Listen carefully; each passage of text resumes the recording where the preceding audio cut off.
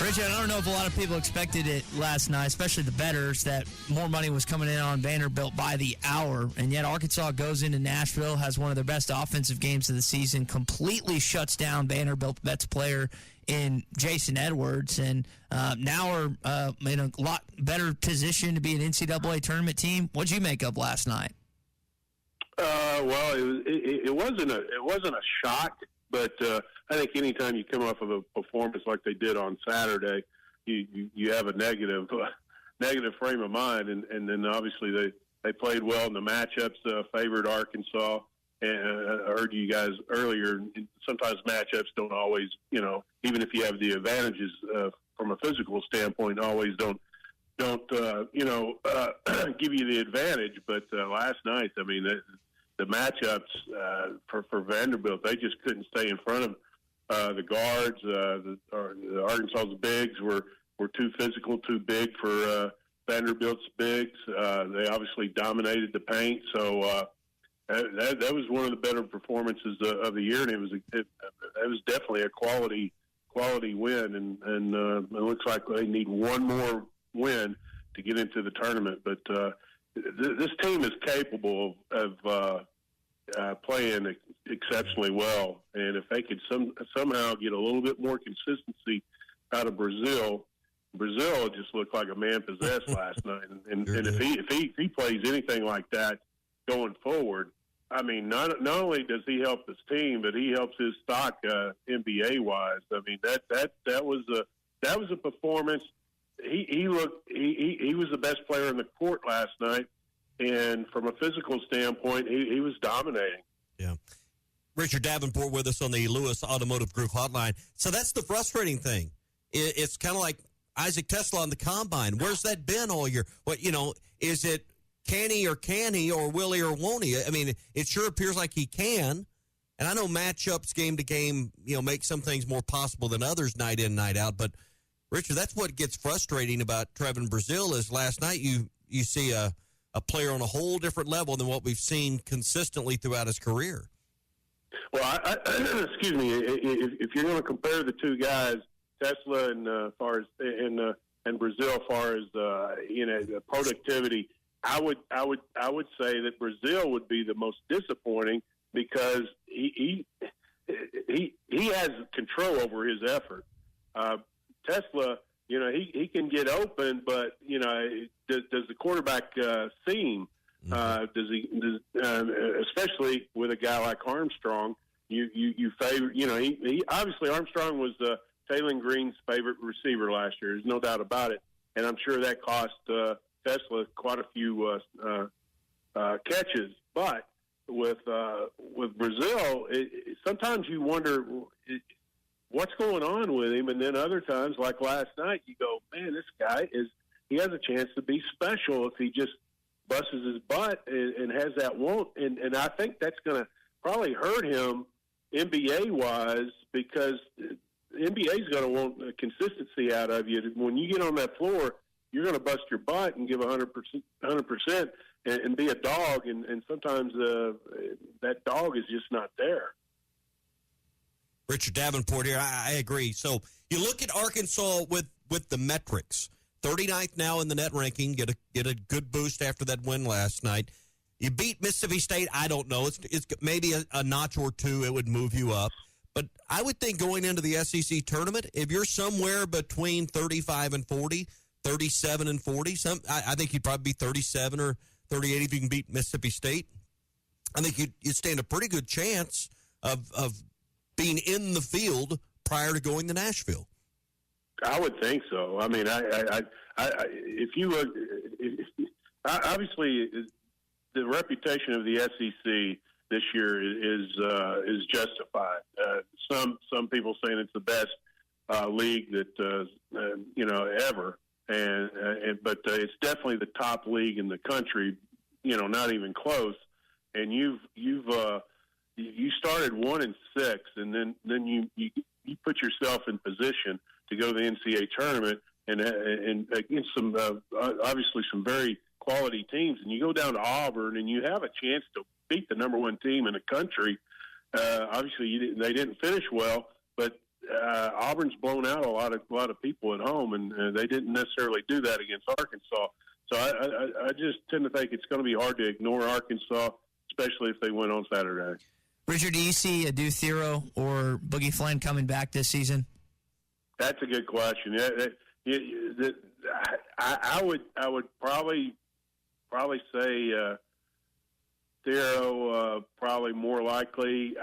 Even though that Boogie hasn't played about half the season, I think he probably got enough of a resume, obviously, to still maybe get selected in the second round or something. Maybe first. I don't know. That will be interesting. What their feedback is from NBA teams and what they decide to do. But I would lean towards Adu coming back and then Boogie maybe going. But at the same time, he may think, well, I can come back and get into that lottery pick area and make a little bit more money. But at the same time, I tend to think that he'll probably go. Speaking of being selected, you referenced Isaac TeSlaa and Andrew Armstrong a little bit earlier. It seems like of any of the five guys, TeSlaa and Lando helped themselves out the most of the combine numbers. I was listening to Matt Jones talk about it's not always about the combine stuff. Obviously, you got to play on the field and everything else. But how much do you think those guys help their chances of maybe getting drafted, in Isaac's case at all, and in Lando's case higher than maybe he was originally projected? Yeah, well, I think Isaac he definitely helped himself, and I think you guys probably saw on Twitter where some Twitter account seemed reputable was saying that he was like one of the all-time highest rated as far as overall score from the combine since the combine started. I think top 20 or something out of 1,000 or so or 2,000 receivers that have been to the combine. Athletically, I mean, in his size, I mean, and not only that, the number one thing with him is just his hand. Mm-hmm. You just don't see him drop the ball, and I think that right there it is a big deal for NFL teams. The hands, how good are their hands? Are they going to be consistent in catching the ball? So I think he obviously helped himself. I don't know what his draft position or stock might be now, but I think they both helped themselves. You surprised Arkansas doing a spring game? I know that the change of the guard in college football is doing away with those. Arkansas, if I remember, that's 19th. What are your thoughts on Arkansas moving forward with this spring game? Yeah, I was kind of having a little discussion on Twitter last night with somebody that I used to watch several spring games. I don't know, a few years ago, last 10, 15 years ago or whatever. Mm-hmm. But now the spring games, it's not really like a true game, and it's situational. You obviously you're protecting your quarterback, and I get that. So I think the interest in spring games has kind of lessened over the years, at least to me. But I think with Arkansas being unique, basically one school, one state, I think it's still a good idea to continue to have it. Obviously, I think that the trend seems to be going towards not having spring games.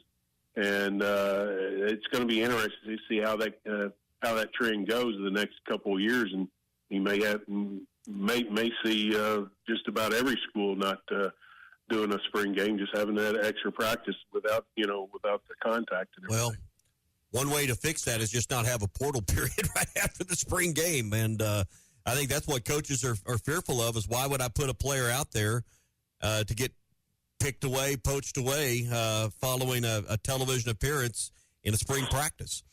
No, that's obviously been one of the reasons why, like Nebraska, canceled their spring game. I get that, and I hopefully they go to one portal window, and then that's the first of the year, and sometime in January, eliminate the one in the spring. But there's so many moving parts in college athletics now, especially in college football with all the tampering and everything. And it's just kind of weird to see a game that we're just so used to. I don't know, 4 or 5 years ago, the way it is now, and the impact, tampering, the portal, and NIL. It's just weird to see the game the way it is right now. All guests and listeners, join us here on the Lewis Group Automotive Hotline. You can always call us if you got a question for Richard at 877-377-6963. Richard, as we let you go this morning, back to basketball. Big recruit in town this weekend, Nate Ament, who's a top 5 kid, 5-star class of this upcoming class basketball-wise, could join Isaiah Sealy, Darius Acuff, and Malik Thomas if he signs with Arkansas. What does that look like this weekend for him coming in town? Well, obviously it's big. I kind of thought that would be the case. He would visit between now and April 1 when he's supposed to make his announcement at the McDonald's All-American game. I just didn't see him including Arkansas in his top 5 and not visiting. So obviously that's big. And I was just looking at the On3 industry rankings, which combines all 4 of the major recruiting services as far as team rankings for the 25 class. Obviously, Houston's number 1 right now. Duke's 2, Connecticut, and then Arkansas. Well, if Arkansas somehow gets Nate, that would be 3 5-stars and 1 4-star. And it'd be hard to believe that Arkansas wouldn't have the number 1 class in the country if that happened, because Houston has 2 5-stars, 1 4-star, 1 3-star. Duke's has 1 5-star.